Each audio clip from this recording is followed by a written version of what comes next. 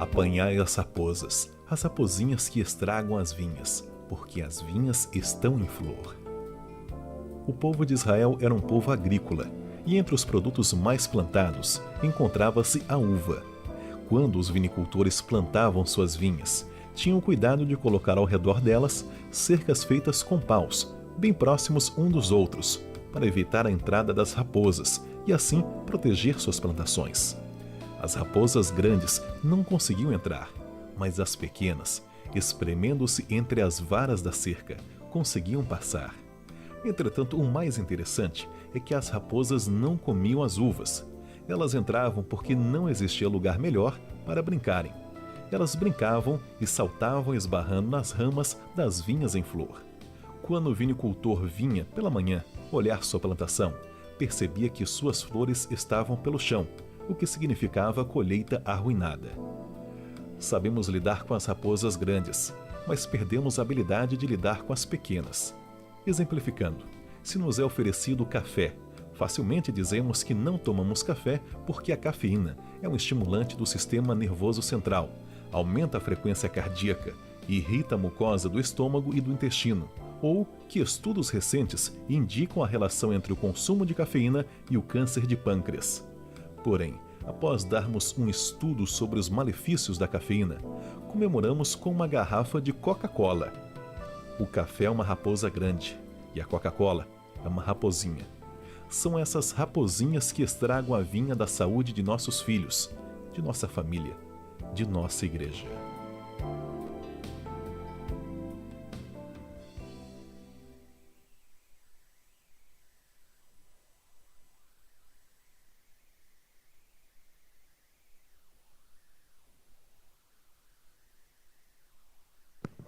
Feliz sábado a todos. Que Deus bendiga cada um de vocês. Vamos nesse momento nos poner de pé para cantarmos todos juntos. Refúgio em temporal. Quem é o refúgio em temporal? Muito bem. Jesus. Vamos cantar então.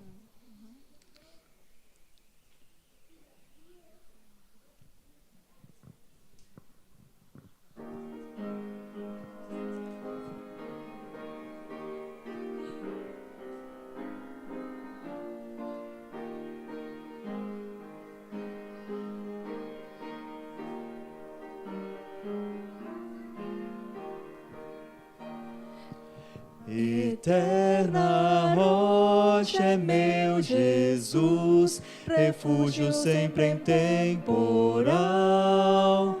A confiança nele eu pus, refúgio sempre em temporal. Rocha eterna, nossa proteção, nosso abrigo, nosso Salvador, sempre é certo na tribulação, presente sempre em nossa dor.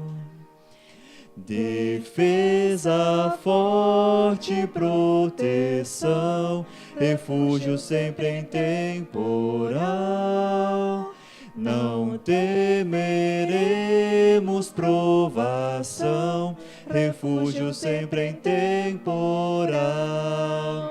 Rocha eterna, nossa proteção, nosso abrigo, nosso Salvador, sempre certo na tribulação, presente sempre em nossa dor.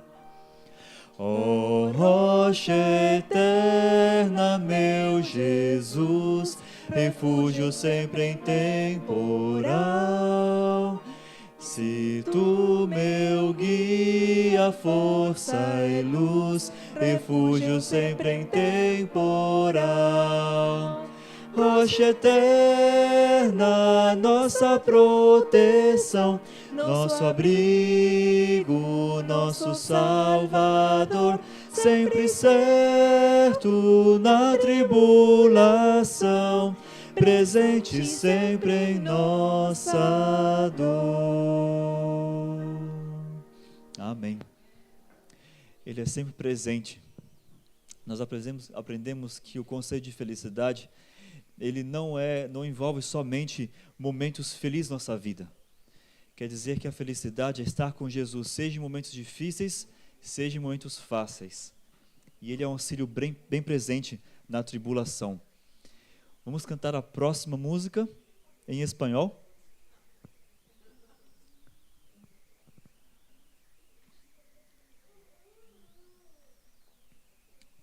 Oh buen maestro, despierta.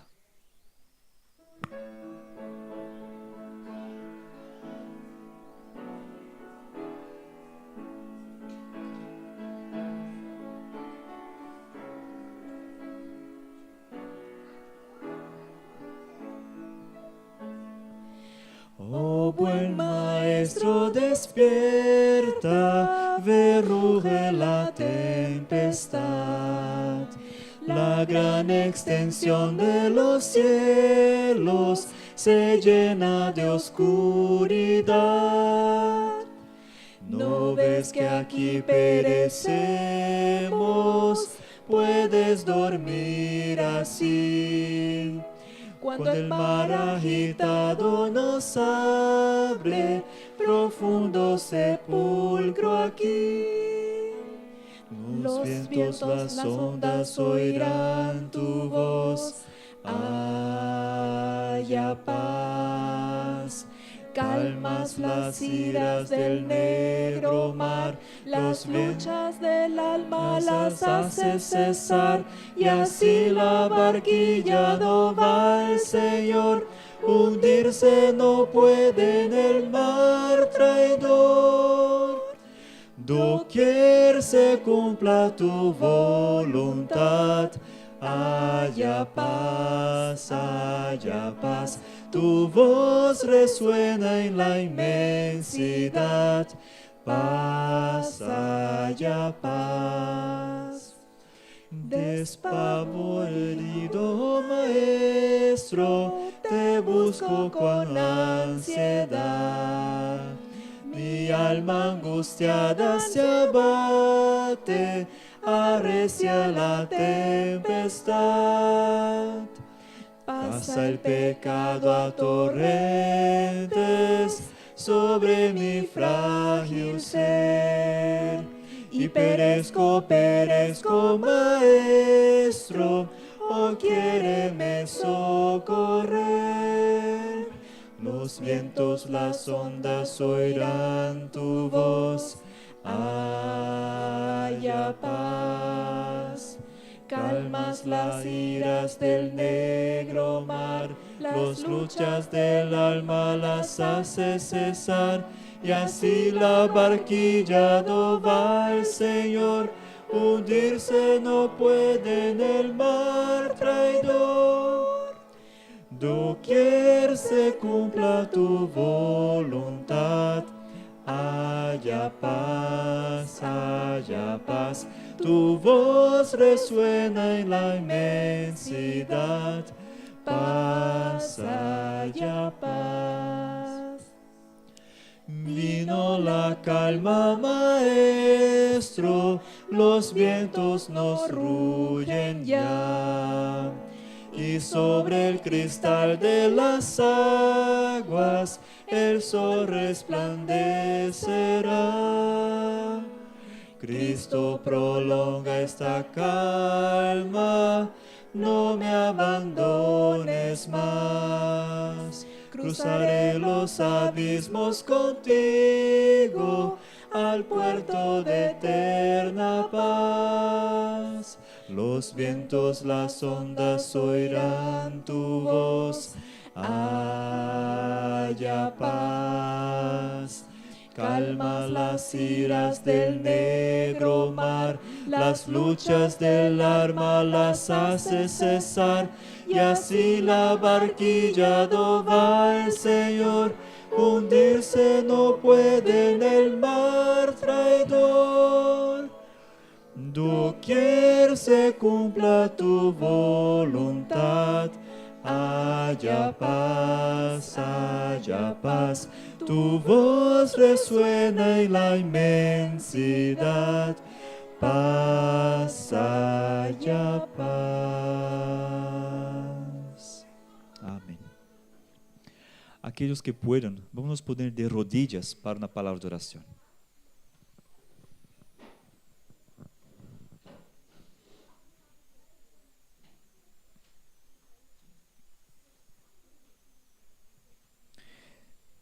Querido Padre que estás en los cielos, gracias, Señor, te damos por la oportunidad que nos das de estarmos en tu presencia, de estarmos entre hermanos, entre hermanas, para alabarmos tu santo nombre.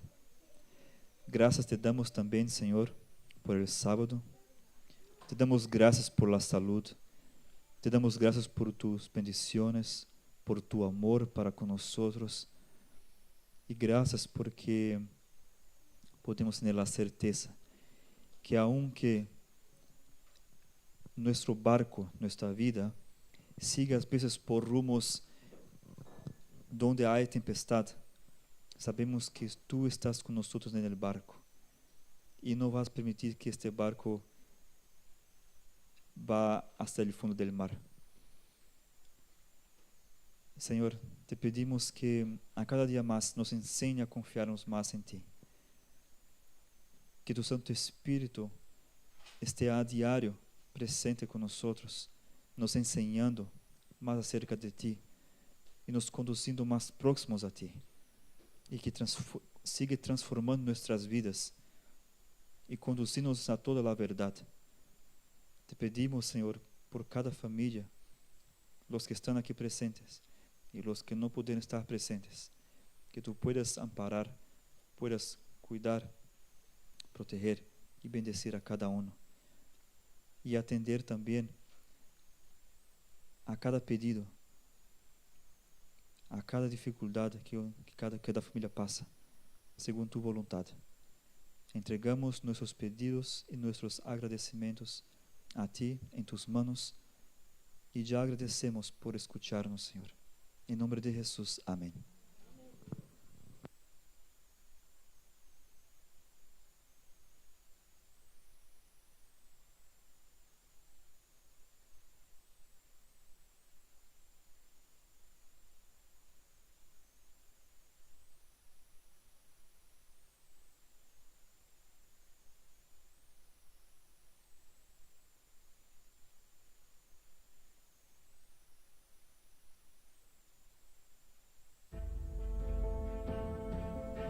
Mi padre me echó de la casa porque no quería trabajar en sábado.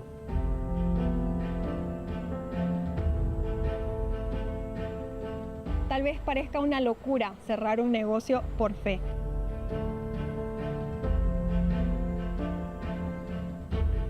Y creo que mis padres aceptaron cerrar los sábados porque ya no sabían qué hacer.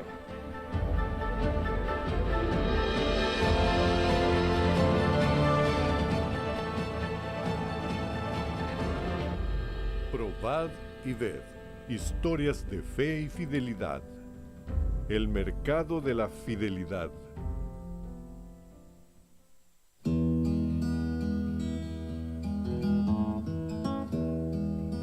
Mis hermanos y yo nacimos en una pequeña ciudad fronteriza entre Brasil y Paraguay. Desde la infancia trabajábamos en el supermercado de la familia y el sábado era un día común y corriente donde trabajábamos normalmente. A los 6 años ya nos quedábamos en balanza y a los 10 años ya trabajábamos en la caja. Inclusive después de un tiempo conocimos la educación adventista y fuimos a vivir a 36 kilómetros de casa. Y después a 250 kilómetros en el CADEP en un internado donde todos nos bautizamos. Cuando conocimos la fe adventista, quisimos guardar el sábado, pero eso no fue muy bien recibido en casa. Mi padre me echó de la casa porque no quería trabajar en sábado. Fue muy duro, pero no podía negar mis convicciones. Ser fiel a Dios fue un desafío.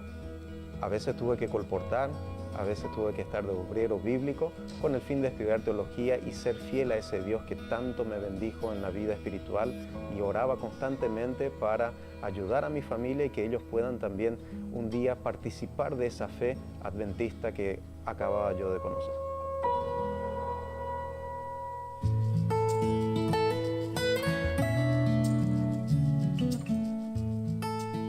Años más tarde, mis padres estaban pasando por una crisis matrimonial y me pidieron que vuelva al supermercado para poder administrarlo. Hablando con ellos, le propuse 2 condiciones. La primera, que el sábado debería ser guardado. Y la segunda es que deberíamos sacar del supermercado todo aquello que no iba a estar honrando a Dios. Y creo que mis padres aceptaron cerrar los sábados porque ya no sabían qué hacer, pero Dios sí sabía.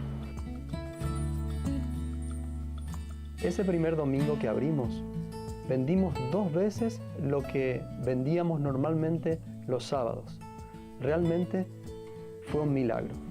Hoy ya no vendemos ningún tipo de bebida alcohólica ni bebidas cafeinadas. Tampoco vendemos cigarrillos y otros productos que lastiman la salud. Cerramos todos los sábados y devolvemos fielmente nuestros diezmos. Y Dios nos ha sostenido. Nos decían que íbamos a fracasar, pero hoy somos el supermercado más grande de la ciudad.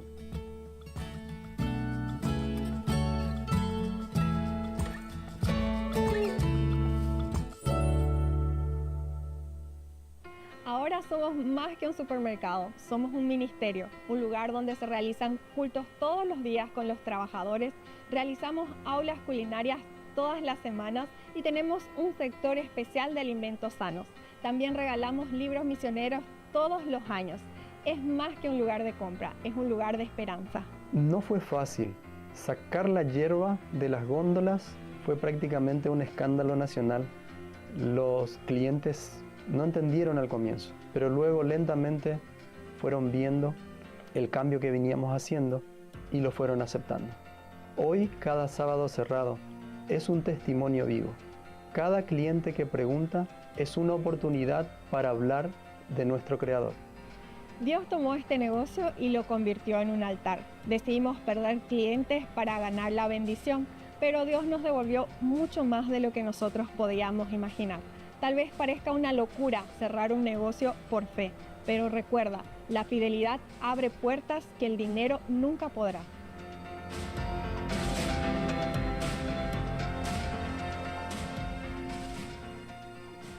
En estos 40 años hemos probado y hemos visto que Dios es bueno.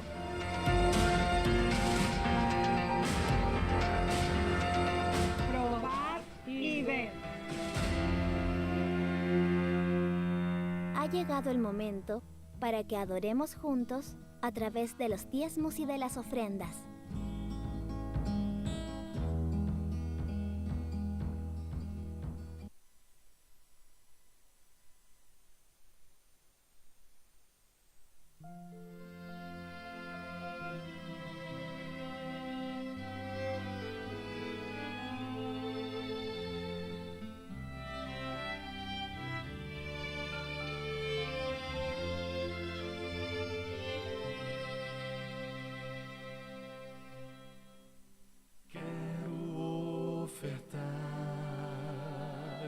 Quero devolver, quero entregar tudo, enfim, de coração. Esse é o meu louvor, minha gratidão. Quero ofertar e devolver a Jesus.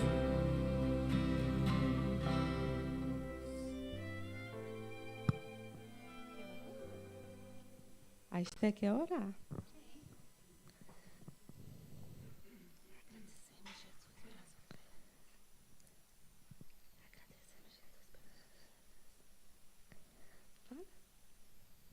Ela está um pouquinho tímida, mas na próxima ela vai, né, Esté?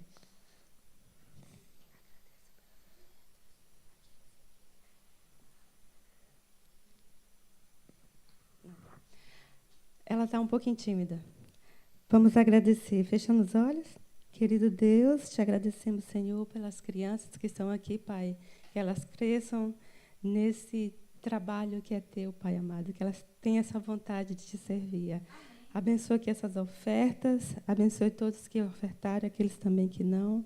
Perdoa nossos pecados. É o que te pedimos por Jesus. Amém.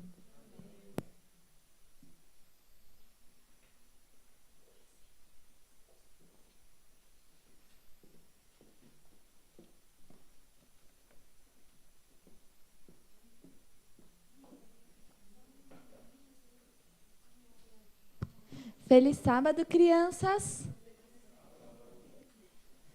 Vamos fazer agora. Vamos ouvir agora o momento das crianças. Podem vir, por favor. Lia.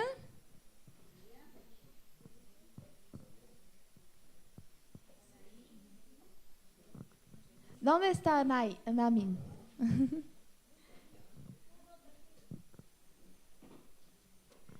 Sí, qué bonito. Hoy nuestra iglesia está llena de niños tan bonitos. Qué bueno ver a todos acá. Pode vir, pode sentar acá. Meninas que falam português, eu vou falar espanhol devagarzinho para todos entenderem, tá bom? Entonces, yo gostaria de saber si ustedes ya escucharon la expresión dígame con quién tú andas, que diré quién tú eres. Eu falei certo em espanhol? Eu disse certo em espanhol? Sim, ok. ¿Ya escucharon esto? ¿Usted, Anamin, ya escuchó esto? ¿Y usted, Felipe? ¿No? Pelo menos em português dizemos, dígame com quem tu andas, que diré quem tu eres. E hoje gostaria de perguntar, quem aqui tem muitos amigos ou pelo menos um melhor amigo em la escola? Quem aqui tem amigos? Sim? Tem amigos? E em la igreja, quem tem amigos? Eu tenho amigos acá em la igreja, que bueno, não?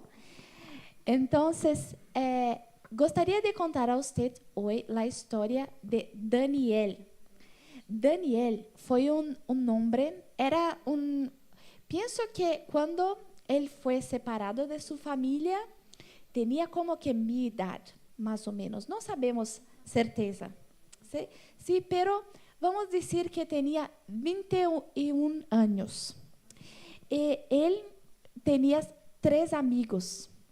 Sus 3 mejores amigos y hacían todo juntos. Y un día, el rey de la Babilonia tuvo un sueño. Y en este sueño, él vio una estatua y cosas muy importantes, pero se olvidó de todo. No conseguía recordar lo que había soñado. Entonces llamó los magos, los sabios del reino, y dice, usted tiene que me decir cuál es lo sueño que yo tuve. Y ninguno puede hacer esto. Entonces el rey dice, ok, si no puede decir, entonces van todos a morir. Entonces fueron todos a morir y fueron a llamar a Daniel y sus amigos. Pero Daniel y sus amigos no sabían de este sueño, de todo lo que había pasado, ¿no? Entonces solo llegaron a su casa y dijeron, vengan, ustedes van a morir ahora. Vamos. No sabían ni mismo por qué. Entonces Daniel dice, no, déjame hablar con el rey y Dios va a me ayudar. Entonces Daniel fue, habló con el rey y dice, dame algunos días, yo voy a pedir ayuda a Dios y yo voy a decir la respuesta. Entonces cuando volvió a su casa, llamó a todos sus 3 amigos y dice a ellos, necesitamos empezar a orar juntos. Y los 4 amigos empezaron a orar mucho juntos. Y ¿sabe o que Dios fez? Envió a ellos la respuesta del sueño del rey. Ellos no moriron.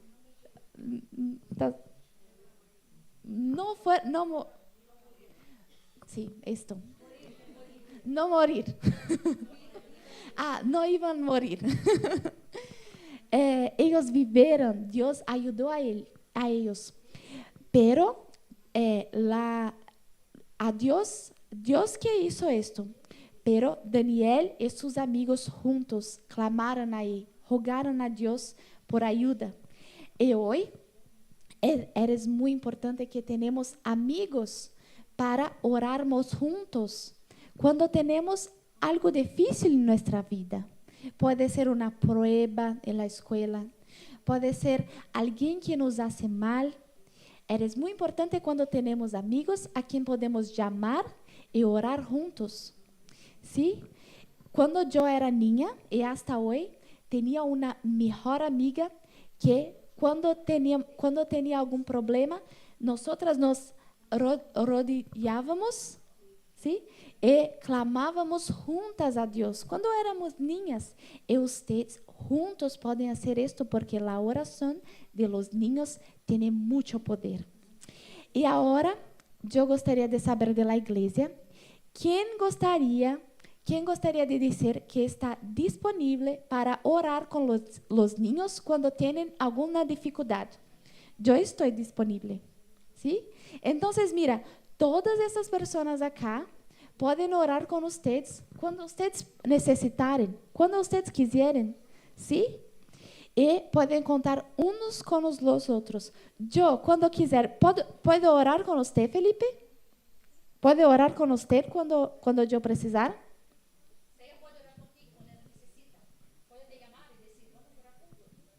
¿Usted, Ana, también?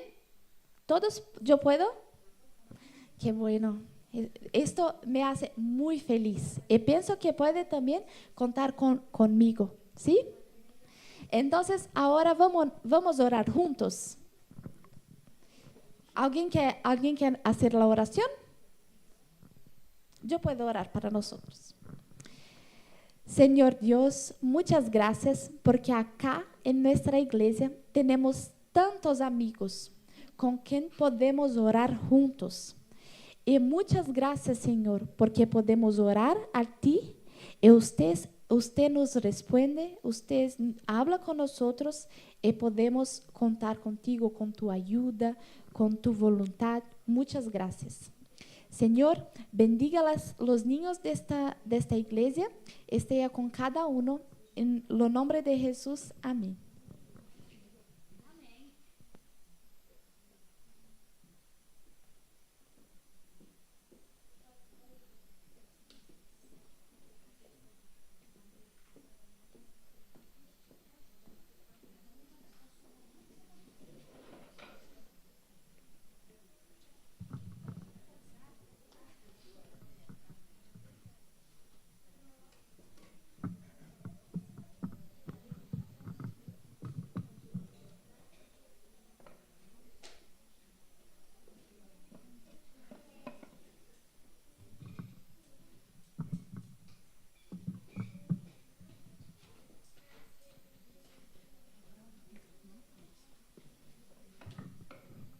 ¿Aló? Feliz sábado, hermanos.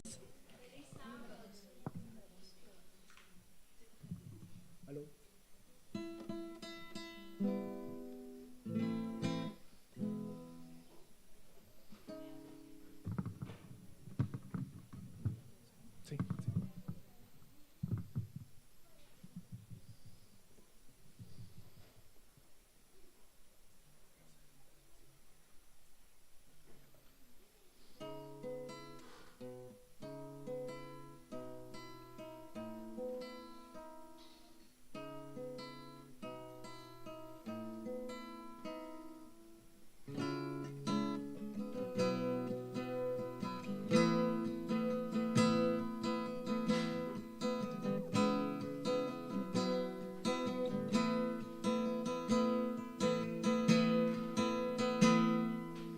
Amigo, ¿cómo estás?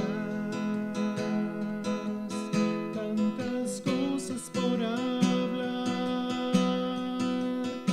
Hace tiempo que he esperado la oportunidad de estar a tu lado y conversar.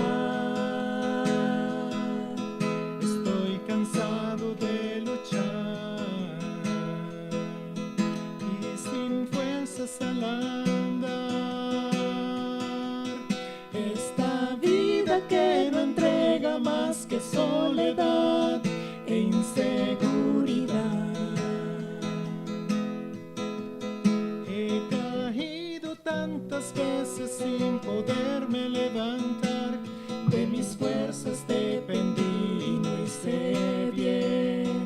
El camino he creído ver con claridad, cuando en realidad hoy sé que ciego estoy.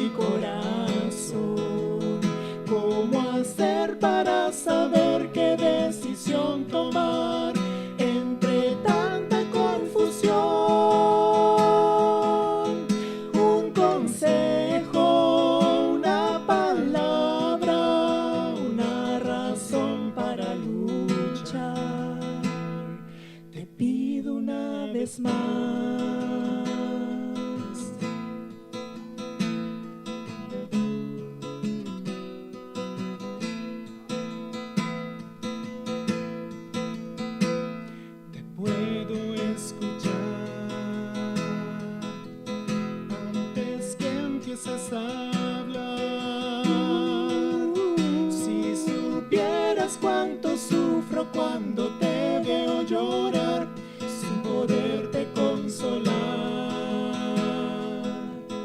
Y aunque a veces al andar hayas llegado a pensar que podría abandonarte, no importarme si tú estás cansado de luchar. De esos dos pares de huellas que dejamos al andar, hubo uno que en momentos se borró. Y es que no te has dado cuenta que en tus horas de aflicción en mis brazos te tomé y te levanté. Aunque sientas que te ahogas en un ancho mar, nunca dudes que te puedo rescatar. Tu mirada fija en mí te podré ayudar sobre el mar a caminar. No te rindas, nunca es tarde para volver a empezar. Tu Padre aquí estará.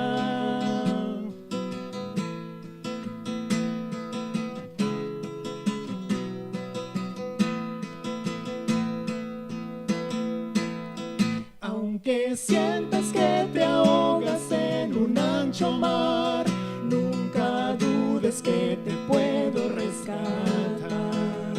Tu mirada fija en mí te podré ayudar sobre el mar a caminar.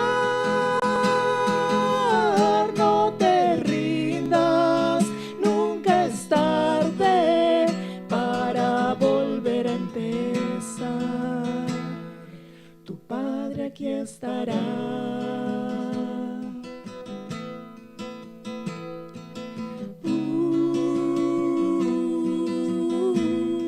Tu Padre te amará.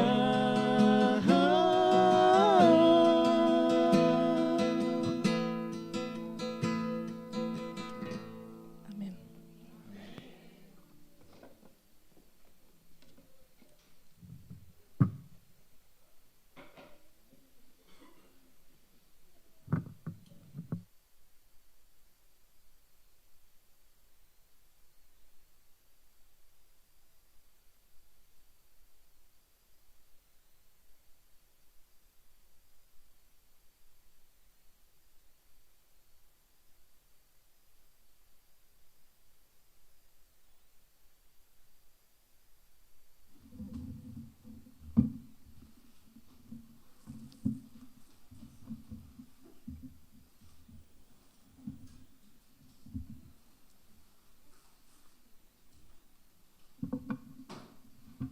Muchas gracias Danilo y Diana por el mensaje.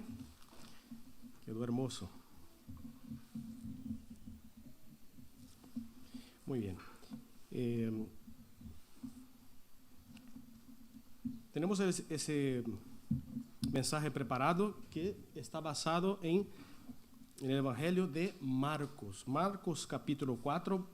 Os invito a abrir la Biblia en Marcos capítulo 4, los versículos 35 al 41. Les deseo nuevamente un feliz sábado en la compañía de nuestro Señor Jesús. Y antes de leer ese texto, vamos a hacer una oración. Padre que estás en los cielos, Señor, queremos agradecerte la oportunidad de estar aquí en tu casa. Y ahora que vamos a abrir tu palabra, pedimos la presencia y compañía y ayuda de tu Santo Espíritu para que nos ayude, Señor, a comprender el mensaje y lo más importante, poder aplicarlo en nuestra vida práctica. Todo eso lo pedimos en el nombre de Jesús. Amén. Bueno, Marcos capítulo 4, el versículo 35 al 41. Jesús calma la tempestad. Hay ciertas cosas, incluso estábamos hablando en la escuela sabática. Hay pasajes de la Biblia que la conocemos desde pequeño, ¿no? Algunos, otros, pero el hecho es que es conocido, pasajes conocidos de la Biblia, y que muchas veces pasamos por alto ciertos detalles del texto. Detalles a veces son minúsculos, pero que tienen una profundidad espiritual y teológica gigantesca, y que puede hacer hacernos ver el texto de una otra forma. ¿Okay? Este es uno de los textos. ¿Okay? Marcos capítulo 4, vamos a leerlo. 35 al 41. Y dice: al atardecer de ese día, Jesús dijo a sus discípulos: pasemos a la otra orilla. Despidieron a la multitud y lo llevaron en la barca, tal como estaba. Había también con él otras barcas. Y se levantó una gran tormenta que echaba las olas en la barca, tanto que se anegaba. Pero Jesús estaba en la popa, durmiendo sobre un cabezal. Lo despertaron y le dijeron: Maestro, ¿no tienes cuidado que perecemos? Jesús se levantó, reprendió al viento y dijo al mar: Calla, enmudece. Y el viento cesó y vino una gran calma. Y a ellos les dijo: ¿por qué estáis así atemorizados? ¿Cómo aún no tenéis fe? Entonces sintieron gran temor y se decían el uno al otro: ¿quién es este que hasta el viento y el mar le obedecen? Muy bien, entonces, a principio era una actividad común para los discípulos. Estaban siguiendo a Jesús, estaban con Jesús un día entero de predicación, ¿no? Al otro lado del mar de Galilea. Y cuando terminó el día, al atardecer, Jesús dijo a sus seguidores, a los discípulos: vamos a volver, vamos al otro lado, ¿no? Y volvieron. En el camino se encontraron con una tormenta. Pero hay que decir que todo eso era rutina. O sea, pasemos al otro lado, estamos hablando de personas que conocían al mar de Galilea o lago de Genesaret, ¿no? Hay varios nombres para ese lago. Conocían desde pequeñito. Vivían ahí, habían nacido ahí en esa zona, eran pescadores, eran gente, como decimos en español, curtido en 1000 batallas. O sea, era gente experimentada. No estamos hablando de gente que había recién empezado en ese arte, no. O sea, ellos habían cruzado noches, madrugadas enteras pescando. Muy bien. O sea, ¿no? Jesús dice: pasemos al otro lado. ¿Qué hacen ellos? Obedecen. Vamos fijando poco a poco en los detalles. Jesús les dice: pasemos al otro lado, porque luego vamos a rescatar estos detalles. Ellos, ¿qué hacen?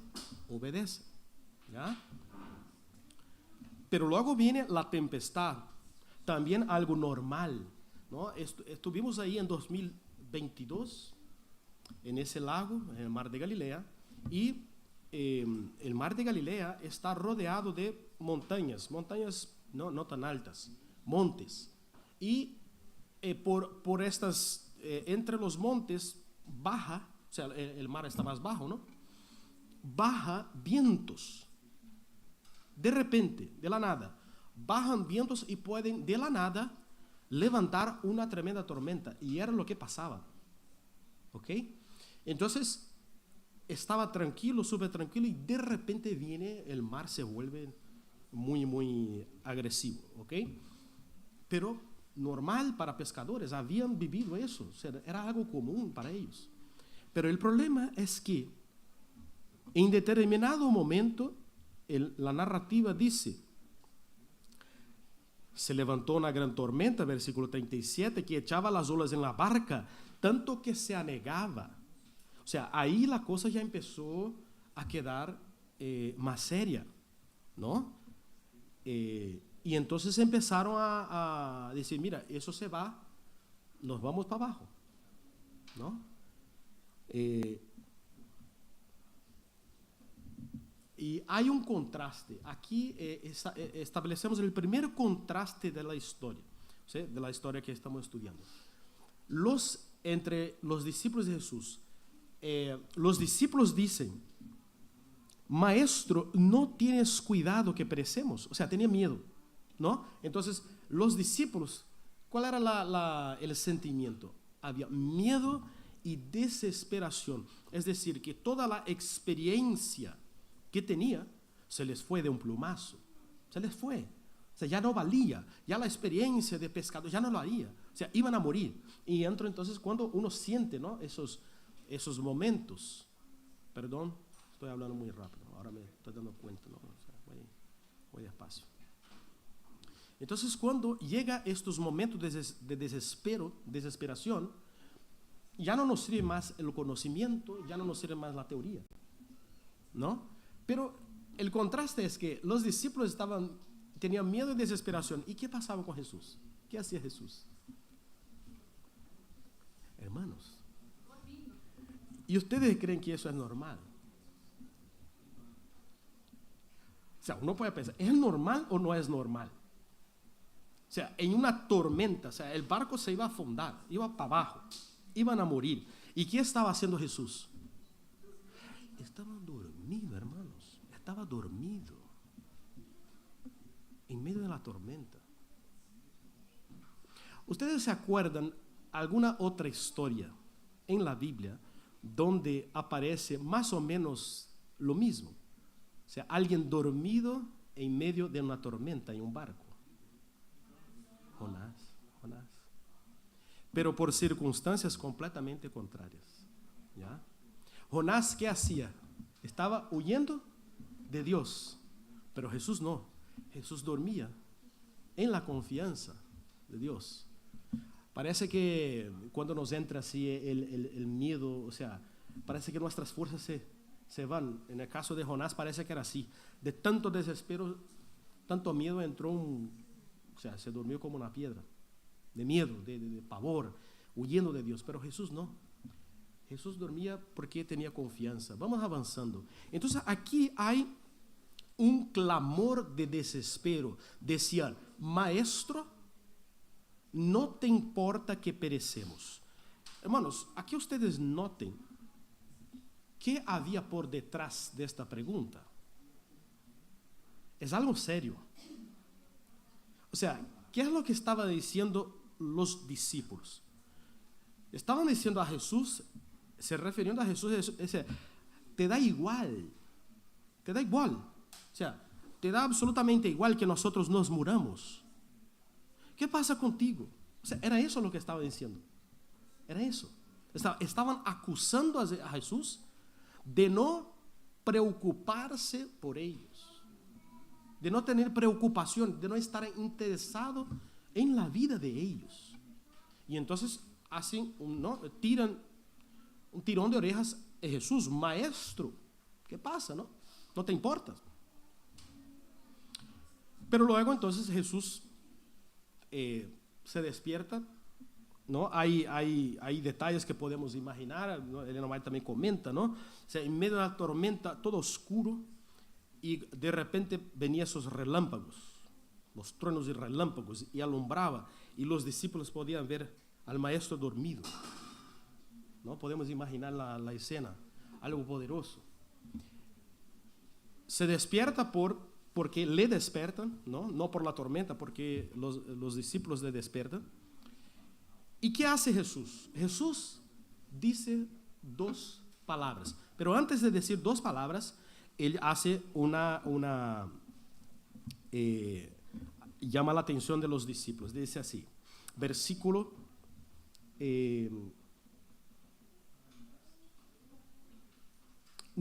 primero las dos palabras y luego llama la atención. Las dos palabras es calla y enmudece, versículo 39. Él se levanta, reprende al viento y el mar y dice calla y enmudece. ¿Y qué pasa con la naturaleza, con las fuerzas de la naturaleza? Obedece. ¿Ok? Y luego entonces hace, o sea, le pega un tirón de orejas, ¿no? En el versículo 40. ¿Por qué estáis así atemorizados?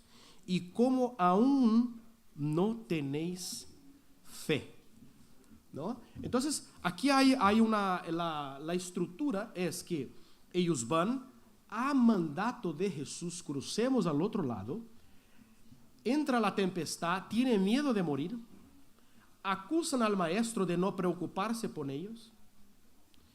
Jesús se levanta, dice dos palabras: calla e enmudece, nada más. Aquí, o sea, Jesús no invoca ningún ritual, ¿ok? No hay ningún ritual para invocar las fuerzas divinas y no, o sea, no hay ningún ritual. Dos palabras: calla e enmudece. Y tampoco la tempestad no tarda 1 hora, 2 horas, como algunos comentaristas, ¿no? Ateos interpretan la Biblia, ¿no? Que interpreta de forma naturalista, ¿no? Porque coincidió que ya se iba acalmando y Jesús dijo esas palabras y coincidió todo. No. Jesús da un orden y la naturaleza obedece. Entonces, no es una paz gradual, ¿ok? Es una transformación inmediata del peligro extremo a la serenidad absoluta. Y aquí podemos ver entonces que el versículo 41, y aquí es donde yo quería llamar la atención y vamos a dedicar estos momentos, ¿ok? El punto es el versículo 41. Entonces sintieron gran temor y se decían uno al otro, o sea, ya empezaron el cochicheo, o sea, a hablar entre ellos, y decía: ¿quién es este que aún el viento y el mar le obedecen? Entonces pasan a tener un temor, pero cuando hablamos de temor, ¿se acuerda que en la Biblia dice que el temor de Jehová es que el principio de la sabiduría? ¿Ya? Entonces, cuando hablamos de temor, estamos hablando de un temor reverencial, o sea, de tener reverencia, de tener un respeto, ¿no? Entonces, ese temor que habla la Biblia es un respeto, tener reverencia. Y entonces, el miedo que tenían hacia la tormenta pasa, o sea, se transmite hacia Jesús, porque la tormenta se fue. Y ahora ellos sienten un temor, una reverencia tan profunda ante la autoridad de Jesús. ¿Ya? No es miedo al peligro, es un asombro a lo sagrado, un asombro a lo santo, o sea, estar cerca de lo sagrado. Es lo que Moisés, cuando llegó a la zarza, la voz le dijo: ups, quieto, quita las sandalias, porque el lugar donde estás es lugar santo. El temor reverencial, asombro ante lo sagrado, reconocimiento de una autoridad no humana. ¿Ok? Entonces, Jesús, hay algunos momentos que la Biblia, eso en la teología lo llamamos de epifanías, que es cuando lo divino se manifiesta en carne, se manifiesta ante los seres humanos. Hay varios momentos. Jacob luchó contra el ángel de Jehová, el propio Cristo. 3 varones no se presentaron ante Abraham y uno de ellos era el propio Cristo. Entonces, momentos cuando el propio Dios baja, ¿ok? Para dar un mensaje. Cuando Jesús estuvo aquí en la carne, Él tenía que velar su gloria. Él tenía que esconder su divinidad. Él no podía mostrarla. Por eso que Filipenses capítulo 2 dice que Él podemos decir, anonadó, ¿no? Él se vació, ¿no? Se vació, ¿no? Y ese vaciar no es dejar de poseer la naturaleza humana, es dejar prescindir de los derechos, de los recursos, ¿no?, que tenía como en la gloria, junto con el Padre. Entonces, él no podía caminar con la gloria que él tenía. ¿Se acuerda que Moisés, cuando pidió para ver la gloria de Dios, muéstrame tu gloria? ¿Qué dijo Dios? Tú no puedes, es que no puedes, vas a morir. O sea, lo sagrado, lo santo no puede estar delante del pecador, y el pecador no puede estar. Entonces, por eso que Dios tiene que esconderse, y Jesús durante 33 años y medio tenía que esconderse en la carne. ¿Ok? Pero hay algunos momentos que él dejaba aparecer su divinidad. ¿Ok? Uno de los momentos, o el momento más grande de esto, fue el monte de la transfiguración. ¿Ya?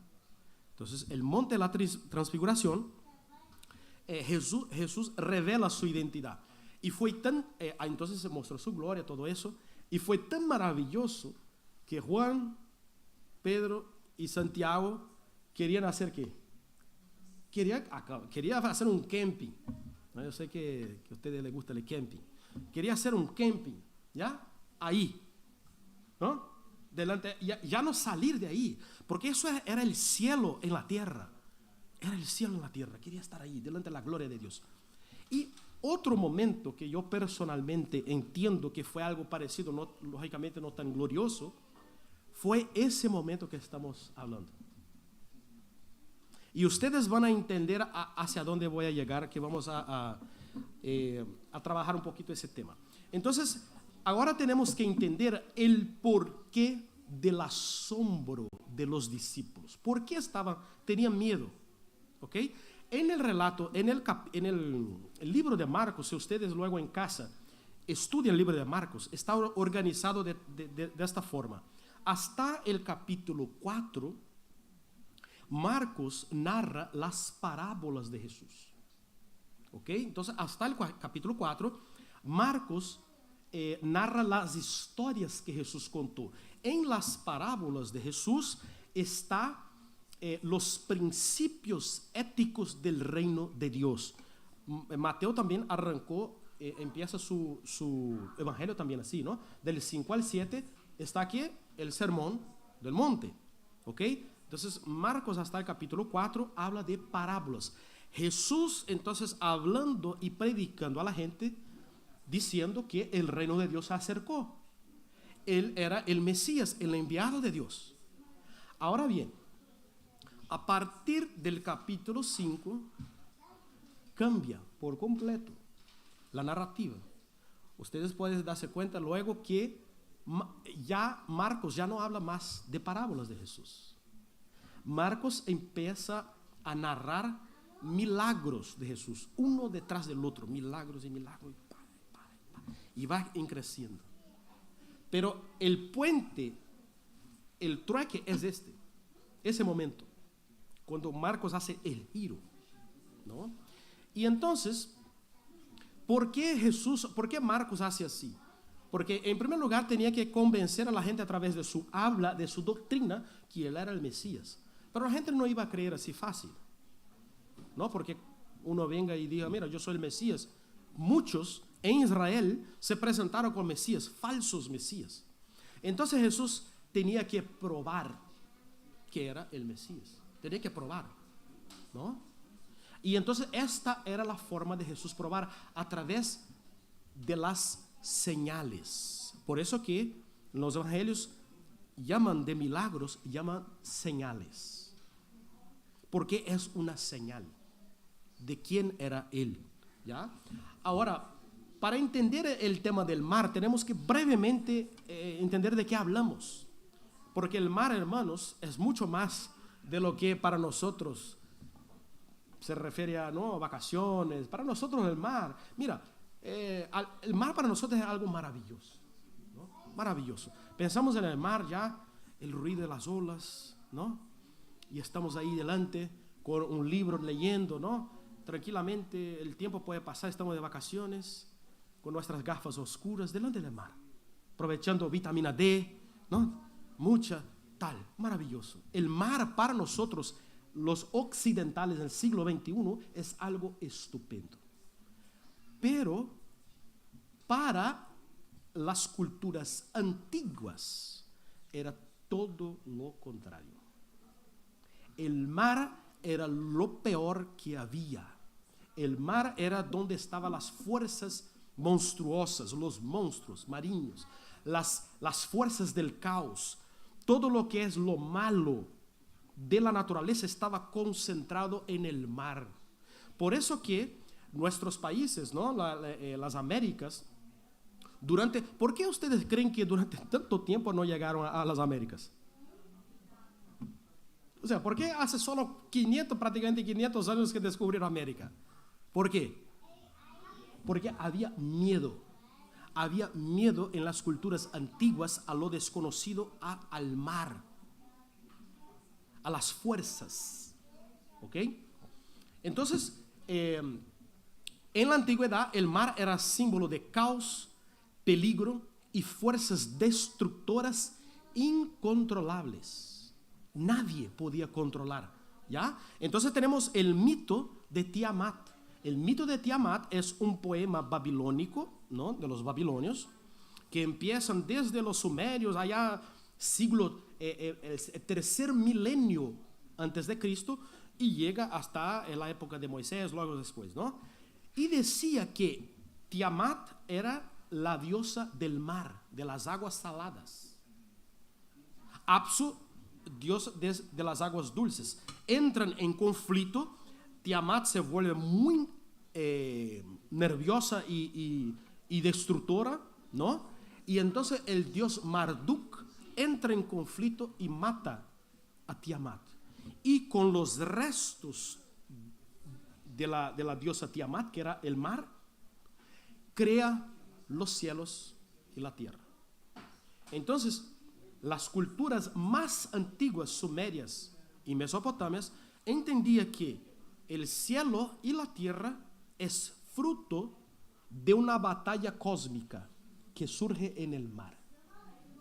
Luego, cuando vamos a Canaán, que está muy, muy cerca de Israel, ¿no? O sea, de la cultura de Israel, lo mismo. Entra en conflicto Baal, que nosotros conocemos, ¿no? La Biblia habla mucho de Baal, ¿no? Y había un conflicto con la diosa Yam, que es la diosa del mar.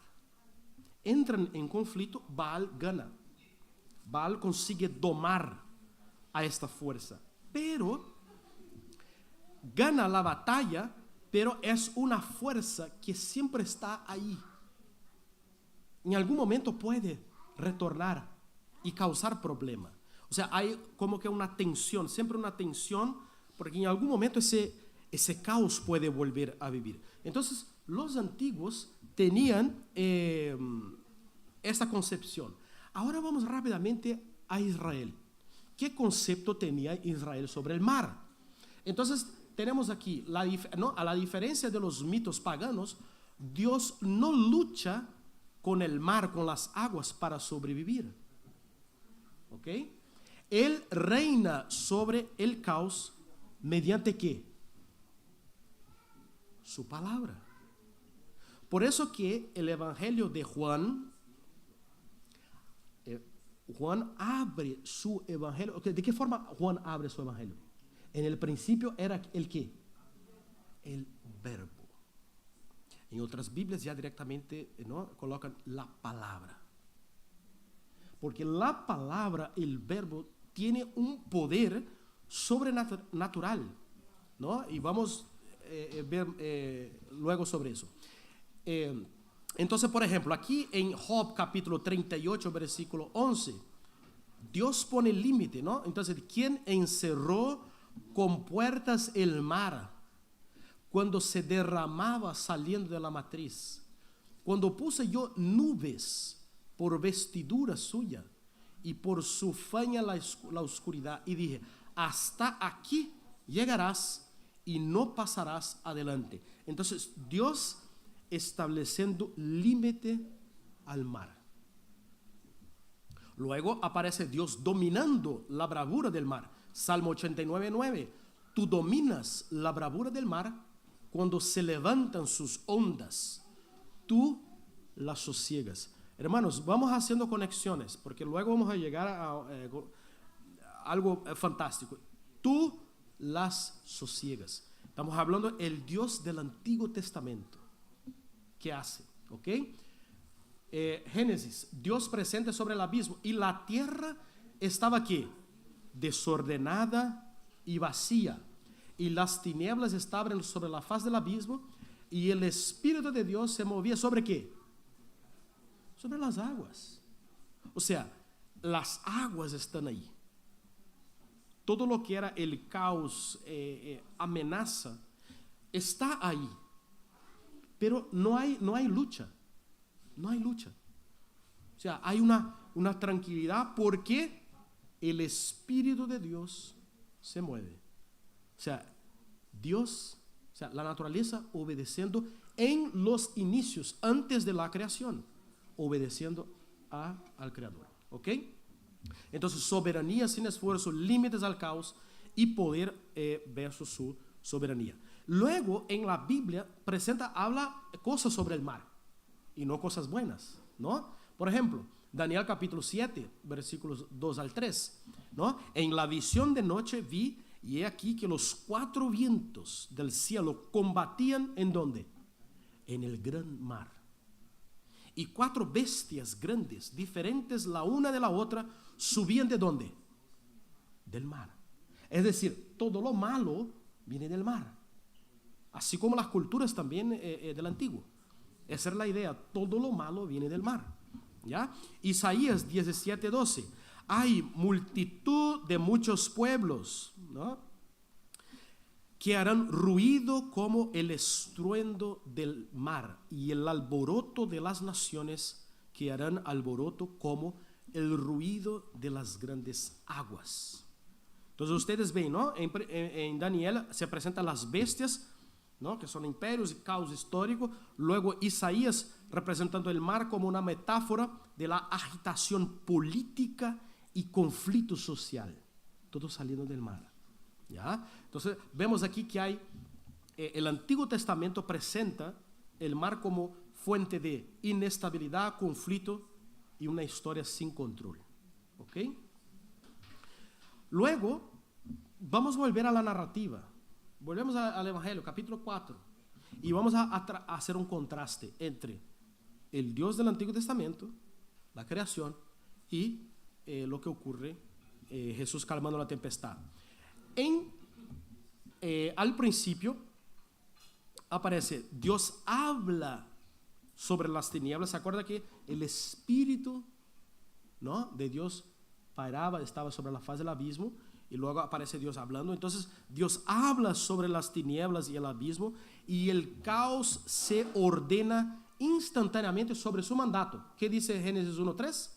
Y dijo Dios, sea luz, y fue la luz. Es decir, hay una fuerza en la palabra de Dios y la naturaleza obedece. Es decir, que hasta antes mismo, ¿no? O sea, es impresionante. No solo la naturaleza obedece, sino que Él tras de la nada, ¿no? Entonces, sea la luz, o sea, la palabra divina es el agente creativo del orden. Vamos más adelante, versículo 2. Y la tierra estaba desordenada y vacía, y las tinieblas estaban sobre la faz del abismo. Establece límites a las aguas para que aparezca lo seco. Esto, Antiguo Testamento. Vamos al relato, Marcos 4. Jesús habla sobre la tempestad. Génesis, la faz del abismo, la tempestad, aguas, el mar, y el mar embravecido, y el caos, ¿qué hace? Se somete a su voz. O sea, vuelve el mismo patrón. Hay un patrón que la naturaleza obedece a la voz de Dios. Luego, ¿no?, en Marcos 4, calla, enmudece, dando órdenes, ¿no? Y la misma autoridad imperativa que ordenó el cosmos al principio. La en Salmo 107, 29 dice, cambiaba la tempestad en sosiego y apaciguaba las olas. Y no, versículo 39, y el viento se cesó y vino una gran calma. Es decir, lo que el Dios del Antiguo Testamento hacía, Jesús hizo, ¿no? Esa es la idea. Y ahí entonces empezamos a entender el motivo del asombro. Porque los discípulos entendían, o sea, eran los judíos, ¿no?, que tradicionales, eran muy conocedores de la palabra de Dios, muy conocedores, incluso de memoria, se sabían muchas partes de la Biblia de memoria. Ellos sabían perfectamente que la única persona o el único ser capaz de domar el mar, o sea, dar órdenes al mar, era Dios. Nadie más. O sea, no hubo nunca nadie en la Biblia, aparte de Dios, que hacía estas cosas. Podemos decir Moisés, ¿no?, que abrió el mar, pero Moisés hizo eso a través del mandato de Dios. Y aquí podemos entender también que Jesús en algunos momentos, por ejemplo, cuando Jesús va a resucitar Lázaro, ¿qué hace Jesús antes de resucitar Lázaro? Hace una oración audible. ¿Para qué? Para que la gente pudiera participar de lo que estaba ocurriendo y entender. Pero aquí, hermanos, no. Aquí Jesús quería dar un mensaje a los discípulos, porque estaban caminando hacia una etapa importante de su ministerio. Y hasta entonces los discípulos no sabían con quién caminaban. Era tanto así que en determinado momento Felipe le dijo a Jesús: Señor, muéstranos el Padre. Porque ¿cuál era la dificultad de los judíos en aceptar a Jesús como Mesías? Porque para los judíos, o sea, tenemos que entender una cosa es la palabra de Dios, ¿ok? Palabra de Dios. Tenemos la Tanakh, que es el Antiguo Testamento de los judíos, o sea, la palabra de Dios. Pero otra cosa, los judíos tienen mucho de tradición oral, que ellos siguen como si fuera palabra de Dios. Por eso que Jesús peleaba mucho. Jesús hablaba mucho de la tradición de los hombres. Jesús, o sea, porque los rabinos traían mucha filosofía, y la filosofía judía, la tradición judía entendía que el Mesías era un enviado de Dios. ¿Ok? Eso es importante entender. Que el Mesías, para la mayoría de los judíos, ¿no?, era un enviado de Dios. Es decir, Dios está en el cielo y el Mesías, quien iba a venir, era un enviado de él, pero no era Dios. ¿Ya? Era algo, un tipo de un super profeta, un super rey, ¿no?, más grande que David, y que va a reinar. O sea, un super emperador, un super cualquier cosa que queramos decir, un super hombre. Pero no era Dios. No, Dios solo uno. Dios está en el cielo. Todopoderoso Dios. Entonces, hermanos, para los discípulos, cuando Jesús obra este milagro, y Jesús ahí no invocó los poderes del Padre, no, Padre, Señor, para que me oiga, no, porque los discípulos tenían que entender que estaban delante de lo sagrado, de lo santo, de aquel que había dado la ley en el Antiguo Testamento del Sinaí, de la voz que había creado los cielos y la tierra en el Antiguo Testamento. Este hombre que parecía empolvorado, cansado, era el Dios Todopoderoso que dormía. ¿Y por qué dormía, hermanos? Porque Él era Señor de todo, creador de los cielos y de la tierra. Por eso dormía, el creador durmiendo. Y ellos no tenían la mínima noción de quién era ese hombre. Por eso que volvemos al relato, dice: entonces sintieron un gran temor y se decían el uno al otro: ¿quién es este? que hasta el viento y el mar le obedecen. Entonces, hay aquí un asombro. Jesús se revela, ¿no? Si vamos más adelante, Juan, ¿no? Después de Jesús, final del siglo I, escribe en el Apocalipsis, ¿no? Él escribe: me paré sobre la arena del mar y vi subir del mar una bestia que tenía 7 cabezas, ¿no? Apocalipsis 13:1. O sea, nuevamente del mar surgiendo poderes o fuerzas, simbolizando, ¿no?, que genera inestabilidad contra el orden divino, fuerzas contrarias al poder de Dios.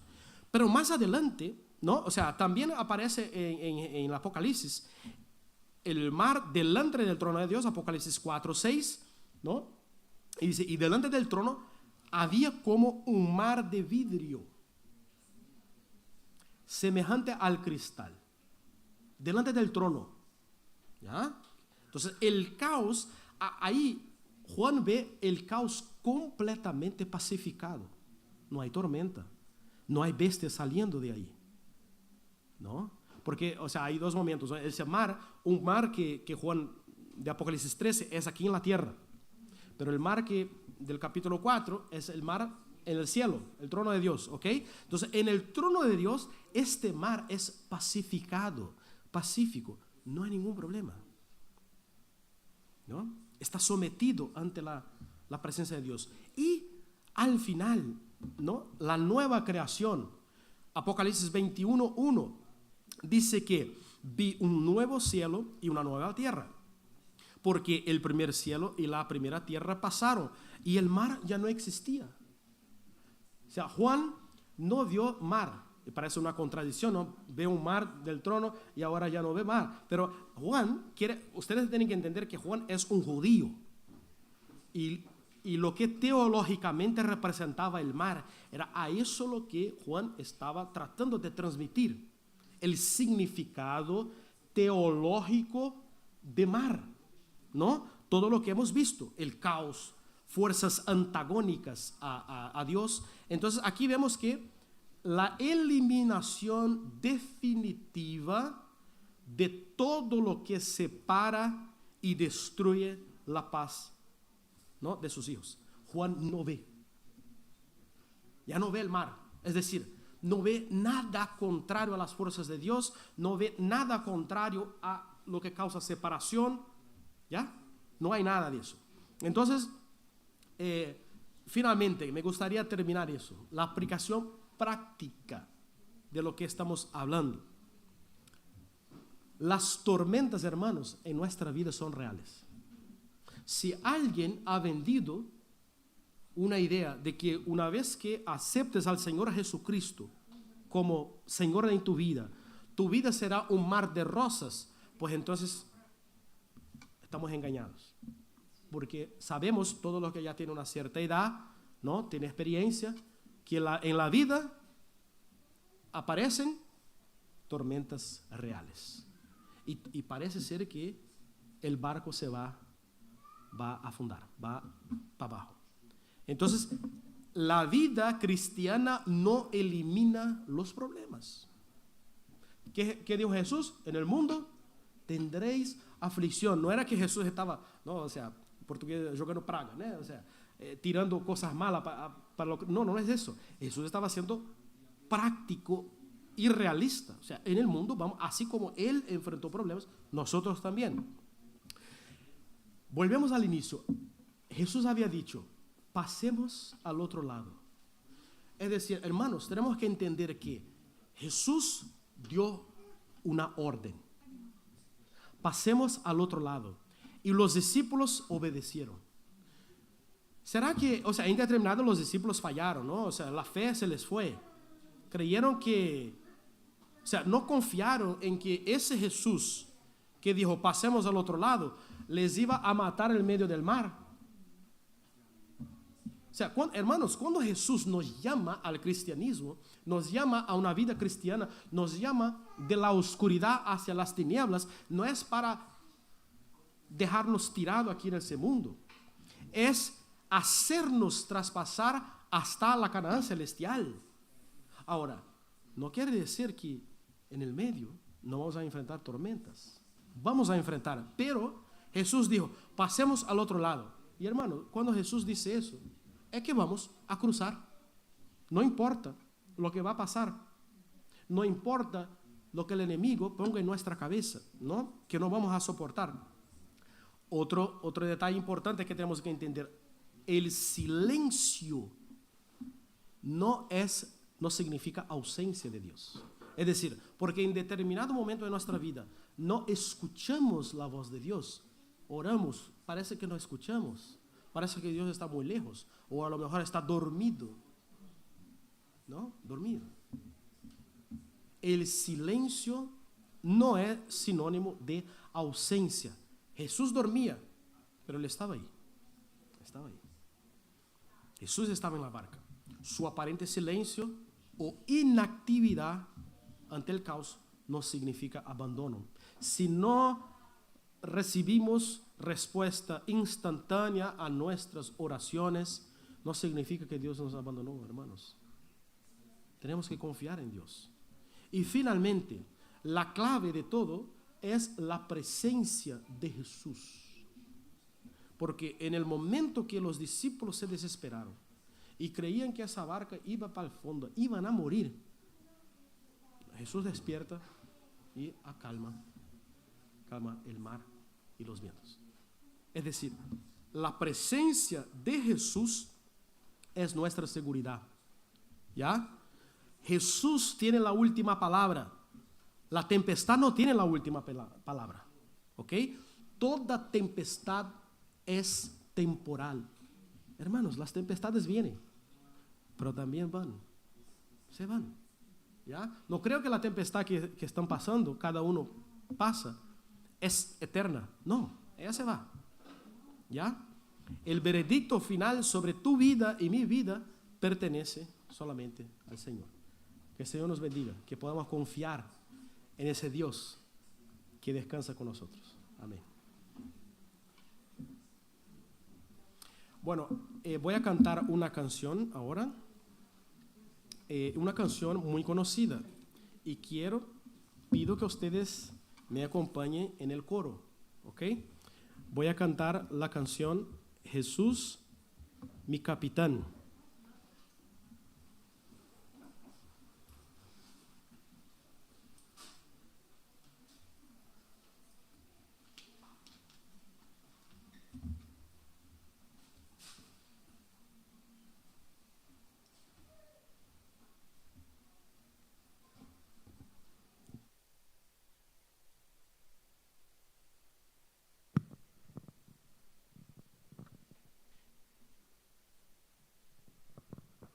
Voy a cantar la versión corta de esta música, ¿ok? Son 2 estrofas nada más. Entonces, estrofa, coro, estrofa y coro.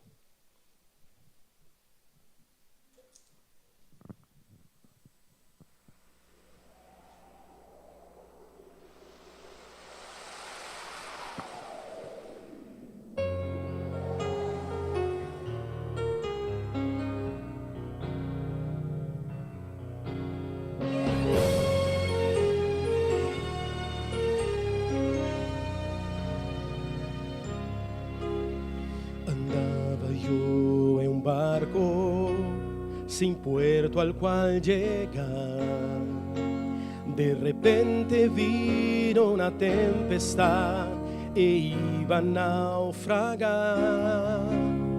Los vientos se arreciaban cada vez más y más. Mi alma se angustiaba en medio de la tempestad.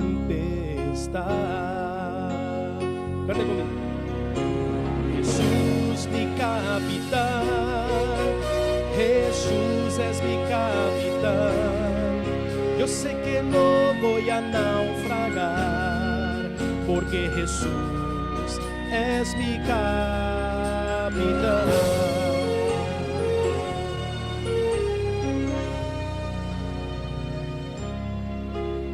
El barco del cual les hablo es este mundo de dolor. Y muchos son los que en él están, sin rumbo y dirección. Marchemos pues con Jesús, quien es nuestro Salvador. Murió por ti, murió por mí, y yo sé que muy pronto le veré. Jesús, mi capitán, Jesús es mi capitán. Yo sé que no voy a naufragar, porque Jesús es mi capitán. Subimos de todo. Jesús mi capitán, Jesús es mi capitán. Yo sé que no voy a naufragar, porque Jesús es mi capitán.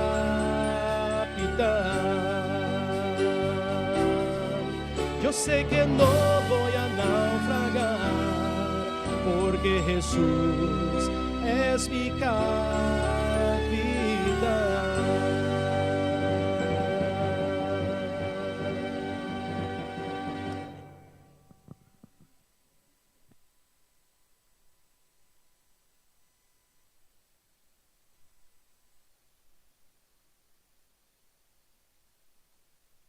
Ok, vamos a levantarnos, colocarnos de pie para una palabra de oración final.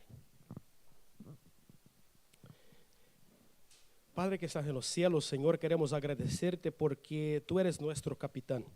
Nuestro barco no está a deriva en este mundo que enfrenta tinieblas, enfrenta tormentas, y vemos en las noticias cada día las cosas se ponen más difíciles, pero tú no estás ausente, tú estás con nosotros. No importa si a veces no escuchamos tu voz, pero estás presente. Y vas, en el debido momento, vas a calmar nuestras tempestades personales. Y finalmente vas a venir para acalmar la tempestad de ese mundo, Señor.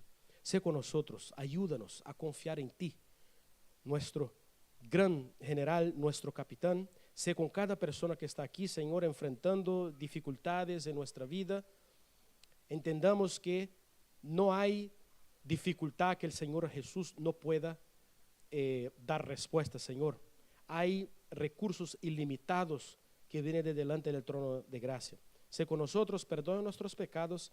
Todo eso lo pedimos en el nombre de Jesús. Amén. Muy bien, hermanos, que el Señor nos pueden sentarse. Quiero desearles un resto de sábado bendecido, ¿ok? Una semana también bendecida, y tenemos un encuentro marcado próximo sábado. Acordando que acordando que el viernes tenemos, ¿no? A las 8 tenemos el estudio de la profecía, ¿ok? Que el Señor nos bendiga. Vamos nos colocar em pé para cantarmos o hino final.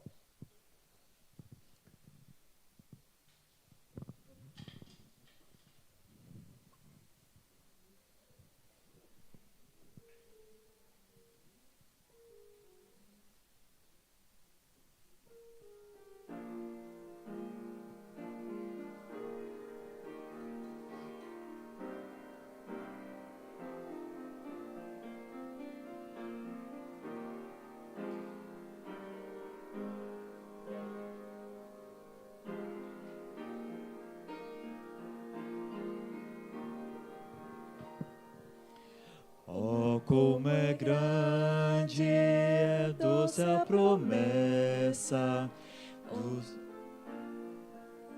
Jesus nosso Rei, ao que confia na sua graça, Ele diz sempre te guardarei. Oh, não temas, oh, não temas, pois eu contigo sempre serei. Oh, não temas, oh, não temas, pois eu nunca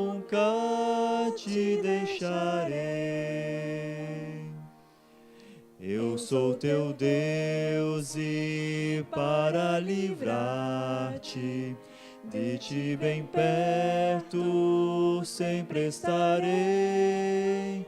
Não tenhas medo, pois bem seguro eu pela mão te conduzirei. Oh, não temas, oh, não temas, pois eu contigo sempre serei. Oh, não temas, oh, não temas, pois eu nunca te deixarei. Para remir-te dei o meu sangue, pelo teu nome já te chamei. Meu para sempre tu és agora, crê pois que nunca te deixarei. Oh, não temas, oh, não temas, pois eu contigo sempre serei. Oh, não temas, oh, não temas, pois eu nunca te deixarei. Eras indigno, mas escolhi-te. Não temas, pois eu muito te amei. Quem dos meus braços pode arrancar-te? Sempre seguro te guardarei. E Deus diz para você: oh, não temas, oh, não temas, pois eu contigo sempre serei. Oh, não temas, oh, não temas, pois eu nunca te deixarei. Com esta promessa, desejo que cada um tenha um bom resto de sábado, que Deus acompanhe cada um e bendiga cada um. Tenho logo depois uma boa semana e bendecida semana.